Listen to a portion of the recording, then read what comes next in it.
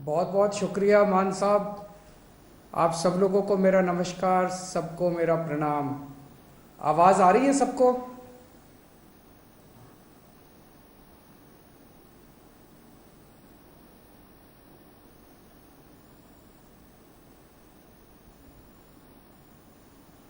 मेरी आवाज़ ठीक से आ रही है सबको?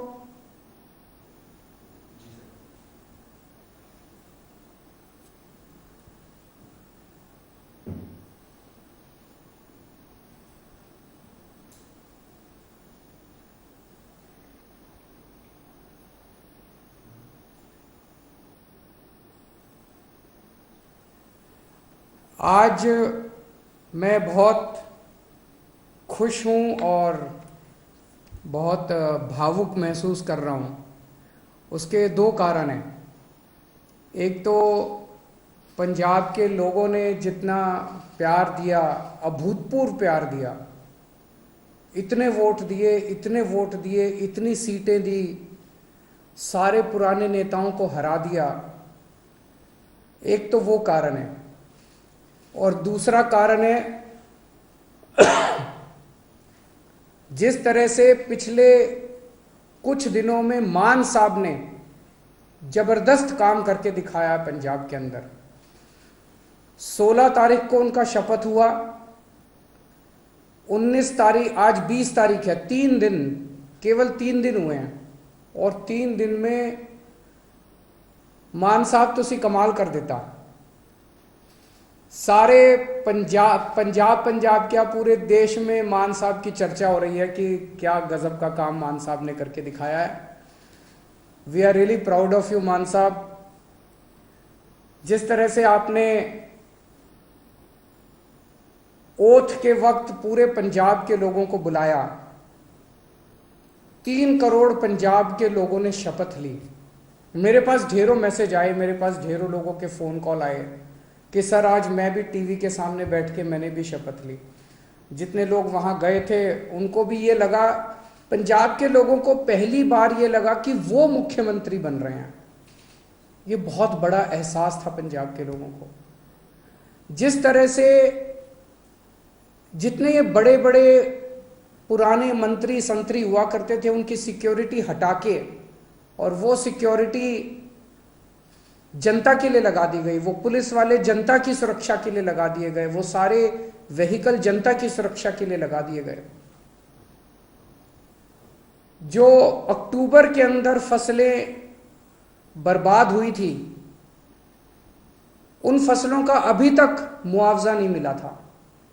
और सरकार बनते ही 1-2 दिन के अंदर सारे किसानों का मुआवजा उनके जिलों में पहुंच गया। और अब मुझे बताया गया कि अगले 3-4 दिन के अंदर वो सब मुआवजा उनके चेक मिलने चालू हो जाएंगे। बहुत खुशी होती है ये सुन के। परसों आपने जिस तरह से एंटी करप्शन हेल्पलाइन, हेल्पलाइन नहीं कहूंगा मैं, वो एक्शन लाइन है, हेल्पलाइन नहीं है वो, एंटी करप्शन एक्शन लाइन का जिस तरह से आपने ऐलान किया, दिल्ली के अंदर भी उसकी वजह से भ्रष्टाचार खत्म हो गया। और पंजाब से ऐलान करने के बाद ही पंजाब से इतनी सारे मेरे को सोशल मीडिया पे और मैसेजेस के थ्रू आ रहे हैं, जी मैं वहाँ गया था रजिस्ट्री करवाने, पहले तो इतने पैसे लगते थे, अब तो उन्होंने तुरंत रजिस्ट्री कर दी जी। किसी का आया, जी मेरा ढाबा चलता है और पहले यहाँ पे हमारा लोकल कोई वो आया करता था पुलिस वाला, खाना खाता था, पैसे नहीं देता था, अब तो वो पैसे देने लग गया। अपने आप से कितना सुधार होने लग गया है केवल ये 1-2 दिन के ऐलान से।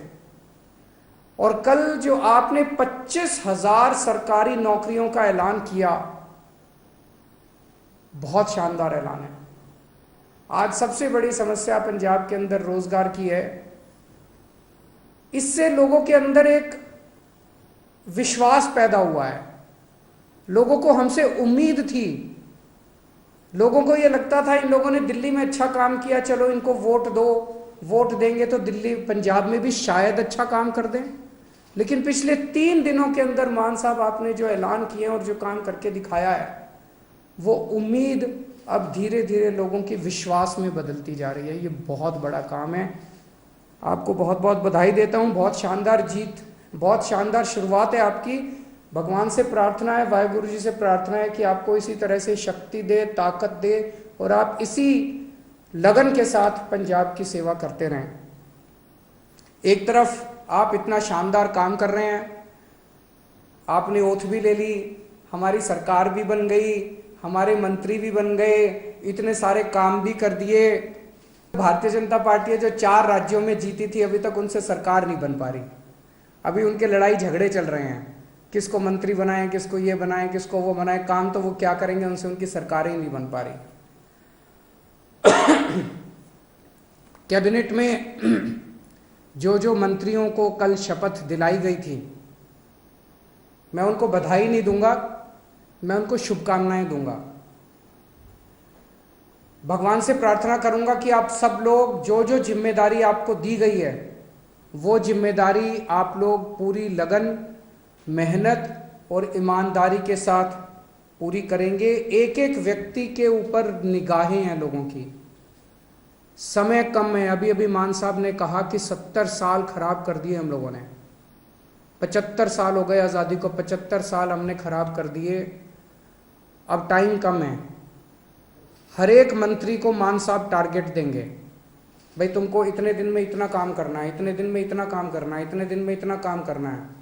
टाइम बहुत कम है, 24 घंटे का दिन होता है, 24 में से 30 घंटे काम करना पड़ेगा, रात दिन काम करना पड़ेगा, खूब मेहनत करनी पड़ेगी। अगर टारगेट पूरे नहीं होते आपके तो फिर जनता ही कहेगी भाई इस मंत्री को बदलो, दूसरे मंत्री को लेके आओ। हो सकता है थोड़ा सा बुरा लगे उस टाइम, लेकिन मजबूरी है, काम तो करना पड़ेगा। मान साहब जो भी टारगेट देंगे वो मान साहब के टारगेट भी पूरे करने पड़ेंगे। मैं पहले दिन का मान साहब का भाषण सुन रहा था जब उन्होंने सारे एमएलएज को कहा था कि चंडीगढ़ में मत बैठना। बहुत सही कहा था। होता क्या है कि जब हम जब बन जाते हैं तो फिर ये घोड़ा गाड़ी बंगला इसकी आदत पड़ जाती है, ये बहुत बुरी आदत है। चंडीगढ़ में बिल्कुल नहीं बैठना। हमारी पार्टी का एक एक कार्यकर्ता, हमारी पार्टी का एक एक एमएलए, हमारी पार्टी का एक एक मंत्री लगातार 24 घंटे जनता के बीच में घूमेगा, गलियों में जाएगा, मोहल्ले में जाएगा, पिंड में जाएगा, लोगों की बातें सुनेगा। मैंने सुना है कि कुछ विधायक अपने जो मंत्री नहीं बन पाए वो दुखी हैं। हमारी 92 सीटें आई हैं, मंत्री 17 ही बनेंगे। ऐसा नहीं है कि जो विधायक मंत्री नहीं बने वो किसी से कम है। पंजाब के लोगों ने एक एक हीरा चुन के भेजा है इस बार, एक एक हीरा है। आप लोग एक एक हीरा हो, हर एक में बड़ी अच्छी अच्छी लियाकत है। लेकिन हमें ये 92 लोगों की, 92 लोगों की एक टीम की तरह काम करना है। अगर हम टीम बन के काम करेंगे, अपना स्वार्थ छोड़ देंगे, अपनी इच्छाएं छोड़ देंगे, अपनी एम्बिशंस छोड़ देंगे, पंजाब की तरक्की होगी, पंजाब खूब आगे बढ़ेगा। और अगर हमारी एक एक आदमी की इच्छाएं आगे आ गई, मोह आगे आ गया, लालच आगे आ गया, मेरे को ये क्यों नहीं मिला जी, मेरे को वो चेयरमैन ही क्यों नहीं मिली जी, मेरे को ये विभाग क्यों नहीं मिला जी, मेरे को मंत्री क्यों नहीं मिला जी। अगर हम सारे अलग अलग अपने हिसाब से काम करेंगे, पंजाब हार जाएगा। पंजाब की तरक्की के लिए ज़रूरी है ये 92 लोगों की एक टीम की तरह काम करना, अपने को मजबूत टीम की तरह। उस टीम का लीडर है भगवंत मान। आप सबके लिए मैं बड़े भाई की तरह हूँ, आपको गाइड करने के लिए। लेकिन भगवंत मान की लीडरशिप के अंदर आप सब लोगों को मिलके एक टीम की तरह काम करना है। सबको जिम्मेदारियां मिलेगी। अगर कोई मंत्री बना तो वो मंत्री की जिम्मेदारी है, वो कोई बड़ा वो नहीं है, पद नहीं है। किसी को कोई जिम्मेदारी मिलेगी, किसी को कोई जिम्मेदारी मिलेगी, किसी को छोटी, किसी को बड़ी, सबको जिम्मेदारी मिलेगी। जो जिम्मेदारी मिले, जो भगवंत मान आपको जिम्मेदारी दे, वो जिम्मेदारी पूरी करनी है, तभी पंजाब की आगे तरक्की होगी। आपसे पूछना चाहता हूं, आप में से, मैं तो इस बार चुनाव में बहुत ज़्यादा डीप में गया था, एक एक कैंडिडेट को मैं जानता हूं, आप में से सब लोगों को मैं जानता हूं। 90-95% आप में से लोग हैं जो पहली बार चुनाव लड़े थे। कभी जिंदगी में सोचा था एमएलए बनोगे? नहीं सोचा था। ऊपर वाले का कुछ करिश्मा था कि आपको टिकट मिल गई, आप एमएलए बन गए, लोगों का इतना प्यार मिल गया। आप में से कुछ लोग हैं जो बहुत साधारण बैकग्राउंड से आते हैं और इतनी बड़ी बड़ी हस्तियां हार गई आपके सामने। घमंड मत करना, आपने नहीं हराया, जनता ने हराया है। कल आप उनकी तरह काम करोगे, जनता आपको भी हरा देगी। कभी घमंड मत करना। तो ये मत सोचो कि अब मैं एमएलए बन गया, अब मैं मंत्री बनूंगा, अब मैं मुख्यमंत्री बनूंगा। ये सब चीजें दिमाग में नहीं आनी चाहिए, ये अच्छी चीजें नहीं है। आप एमएलए रहते, अपना ऐसा काम करो कि आप ही की ख्याति चारों तरफ फैल जाए। आप एमएलए रहते हुए अपने हलके में इतना अच्छा काम करो कि आपकी ख्याति चारों तरफ फैल जाए, लोग आपको इतना प्यार करने लगे। किसी भी पद के ऊपर कुछ लोग आते हैं, कहते हैं जी मेरा हक था, मेरा हक था ये बनने का। ये सोच लेना ये जनतंत्र है, किसी का किसी पद के ऊपर हक नहीं है। जिस दिन जनता नाराज हो गई, 2 मिनट में मुख्यमंत्री को भी हटा देती है और 2 मिनट में एमएलए को भी हटा देती है। ये हमारे से पहले वाले जो थे उनको भी ऐसे लगता था कि वो तो पैदाइशी मुख्यमंत्री बनने के लिए आए हैं, वो तो पैदाइशी मंत्री बनने के लिए आए हैं। 2 मिनट लगे, जनता ने सारों को साफ कर दिया। ऐसा ना कर देना कि अगली बार जनता हमें साफ करने के लिए तत्पर रहे। हमें ऐसा करना है कि जनता जिंदगी भर हमारे को प्यार करे, हमें जनता का दिल जीतना है। लोगों के अगर काम कराने हो तो आप जरूर अपने मुख्यमंत्री से मिलने के लिए जाना। लोगों के लिए काम कराने हो लोगों के, तो आप जरूर अपने मंत्रियों से मिलने जाना। लेकिन किसी अपने हलके के डीसी और एसपी और थानेदार की पोस्टिंग कराने मत जाना। मैंने सुना है पहले पंजाब में अभी तक ये सिस्टम चलता था कि अपने इलाके की अपने हिसाब से थानेदार की पोस्टिंग कराई, अपने हिसाब से एसपी की पोस्टिंग कराई और फिर मिलके बांट के सारा सिस्टम चलता था। मान साहब, उनका मंत्रिमंडल, सब लोग मिलके अपने हिसाब से अच्छे अच्छे लोगों की, ईमानदार अफसरों की पोस्टिंग करेंगे। वो पोस्टिंग करें। अगर कोई अफसर आपका काम ना, जनता का काम ना करे, आप ये शिकायत लेके जाओ। लेकिन किसी की अपने हलके के पोस्ट एसपी की और थानेदार की और डीसी की पोस्टिंग कराना, वो मान साहब के ऊपर छोड़ दो, वो करेंगे। मंत्रियों के ऊपर छोड़ दो, वो करेंगे। और अगर कोई करप्शन करे तो वो बताओ। सबसे जरूरी चीज हमारे लिए ईमानदारी से काम करना है। हमने बार बार अपने चुनाव प्रचार में कहा कि हमारी कट्टर ईमानदार पार्टी है, हम एक कट्टर ईमानदार सरकार बनाएंगे। भगवंत मान एक कट्टर ईमानदार आदमी है, लोग हमसे उम्मीद करते हैं। मैं कुछ भी बर्दाश्त कर सकता हूं, बेईमानी बर्दाश्त नहीं कर सकता, पैसे की चोरी बर्दाश्त नहीं कर सकता, जनता के पैसे की चोरी बर्दाश्त नहीं कर सकता। तो अगर मेरे को पता चला, मान साहब को पता चला कि कहीं किसी ने कुछ गड़बड़ की, तो फिर एक भी मौका नहीं देंगे। वहां मौके की कोई गुंजाइश नहीं है। आपको हमने जो काम दिया, आपने टारगेट पूरा नहीं किया, हम आपको 1 मौका देंगे, 2 मौका देंगे। लेकिन अगर आपने कहीं गड़बड़ की तो पहले मौके में ही सख्त से सख्त सजा मिलेगी। जो सजा जनता को मिलती है उससे दुगनी सजा अपने वालों को मिलेगी। जनता ने बहुत भरोसा किया है, जनता के भरोसे को तोड़ नहीं सकते। बेईमानी मत करना और कुछ भी कर लेना, बेईमानी मत करना और जनता के साथ बदतमीजी मत करना। अभी मान साहब ने भी इसका जिक्र किया। मैं देख रहा हूँ सोशल मीडिया पे हमारे कई एमएलए साथी, विधायक लोग इंस्पेक्शन कर रहे हैं इधर उधर। बहुत अच्छी बात है, मुझे बेहद खुशी है। आप लोग अस्पताल में जा रहे हो, लोकल स्कूल में जा रहे हो, लोकल तहसीलदार के दफ्तर में जा रहे हो, जाओ, खूब जाओ, बहुत अच्छी बात है। यही करना है अपने को। एक ही चीज का ध्यान रखो, बदतमीजी मत करो। मैंने एक देखा, एक बंदा किसी थानेदार को कह रहा है तेनू पुट्ठा टांग देंगा। ये भाषा हमें शोभा नहीं देती। ये कहने की क्या जरूरत है? अब तो तुम विधायक बन गए, अब तो मुख्यमंत्री तुम्हारा है, अब तो मंत्री तुम्हारे हैं। तुम चाहो तो 2 मिनट में उनको पुट्ठा टांग सकते हो। जिस दिन टांगने की, अब तो तुम्हारे पास कलम की ताकत है, कलम की ताकत से कुछ भी कर सकते हो। कहने की क्या जरूरत है? अपने मुंह से हमें सबकी इज्जत करनी है, सबकी इज्जत करनी है, विरोधियों की भी इज्जत करनी है, विपक्षियों की भी इज्जत करनी है, सारे कर्मचारियों की इज्जत करनी है। और ये कर्मचारी दोषी नहीं है, कोई डॉक्टर दोषी नहीं है सरकारी अस्पताल का, सरकारी स्कूल का कोई टीचर दोषी नहीं है।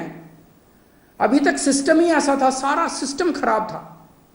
दिल्ली का उदाहरण देता हूं, दिल्ली में हमारी सरकार बनी, उसके पहले सरकारी स्कूलों का बुरा हाल था।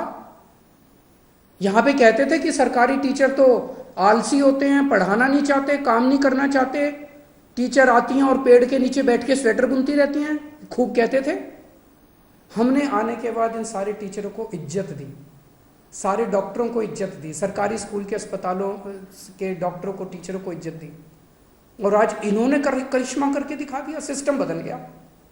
हमें पंजाब में इन्हीं के साथ मिलके, सरकारी स्कूल के टीचरों के साथ मिलके, पंजाब पुलिस के साथ मिलके, डॉक्टरों के साथ मिलके, तहसीलदार के साथ मिलके, सबके साथ मिलके सिस्टम बदलना है।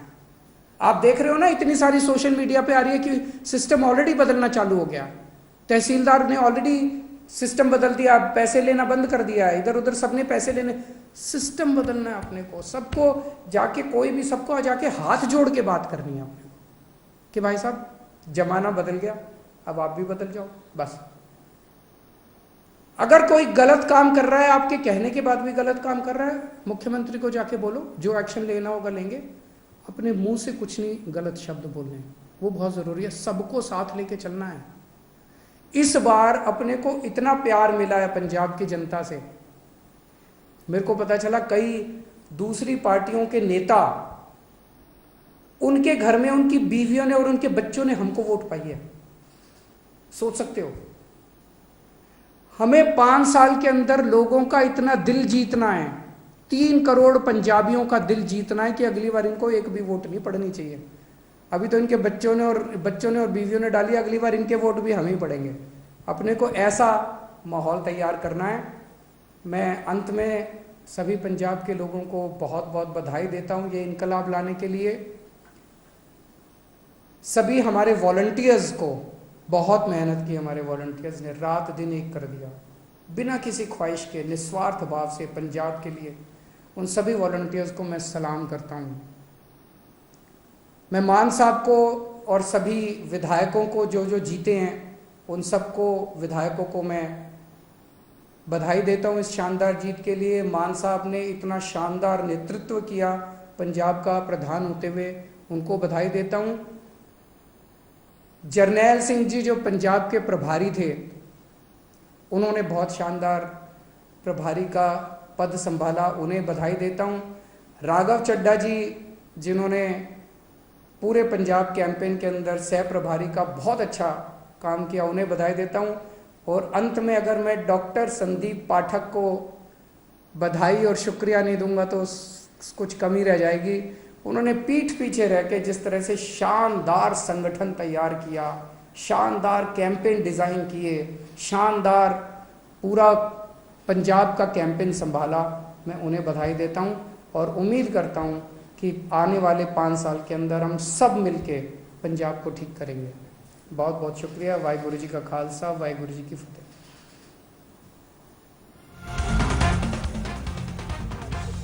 ਵਿਧਾਇਕਾਂ ਦੇ ਨਾਲ ਗੱਲਬਾਤ ਕੀਤੀ ਤੇ ਉਹਨਾਂ ਨੇ ਕਿਹਾ ਕਿ ਮੈਂ ਬਹੁਤ ਹੀ ਖੁਸ਼ ਤੇ ਭਾਵੁਕ ਮਹਿਸੂਸ ਕਰ ਰਿਹਾ। ਪੰਜਾਬ ਦੇ ਲੋਕਾਂ ਨੇ ਬਹੁਤ ਜ਼ਿਆਦਾ ਪਿਆਰ ਦਿੱਤਾ। ਇਸ ਦੇ ਨਾਲ ਹੀ ਉਹਨਾਂ ਕਿਹਾ ਕਿ ਜੇ ਹੰਕਾਰ ਕਰੋਗੇ ਤਾਂ ਜਨਤਾ ਤੁਹਾਨੂੰ ਵੀ ਹਰਾ ਦੇਵੇਗੀ। तमाम ਗੱਲਾਂ ਕਹੀਆਂ ਗਈਆਂ ਭਗਵੰਤ ਮਾਨ ਵੱਲੋਂ। ਵਿਧਾਇਕਾਂ ਦੇ ਨਾਲ ਗੱਲਬਾਤ ਕਰਨ ਦੌਰਾਨ ਉਹਨਾਂ ਨੇ ਕਿਹਾ ਕਿ ਕਿਸੇ ਅਹੁਦੇ ਤੇ ਕਿਸੇ ਦਾ ਕੋਈ ਹੱਕ ਨਹੀਂ ਹੈ।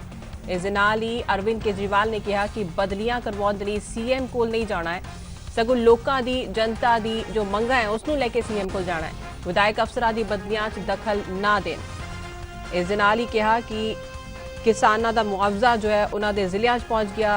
सरकार बनते ही इस बारे भी उन्होंने शलाघा की ਮਾਨ ਵੱਲੋਂ ਚੁੱਕੇ ਗਏ ਇਸ ਕਦਮ ਦੀ ਇਜ਼ਨਾਲ ਹੀ ਉਹਨਾਂ ਨੇ ਕਿਹਾ ਕਿ ਅਫਸਰਾਂ ਦੇ ਨਾਲ ਬਦਤਮੀਜ਼ੀ ਨਾਲ ਗੱਲ ਨਹੀਂ ਕਰਨੀ ਹੈ। तमाम ਗੱਲਾਂ ਕਹੀਆਂ ਗਈਆਂ ਅਰਵਿੰਦ ਕੇਜਰੀਵਾਲ ਵੱਲੋਂ ਵਿਧਾਇਕਾਂ ਦੇ ਨਾਲ ਗੱਲਬਾਤ ਦੌਰਾਨ। ਇਸ ਬੁਲੇਟਿਨ ਚ ਫਿਲਹਾਲ ਨਹੀਂ, ਮੈਨੂੰ ਦਿਓ ਇਜਾਜ਼ਤ, ਧੰਨਵਾਦ।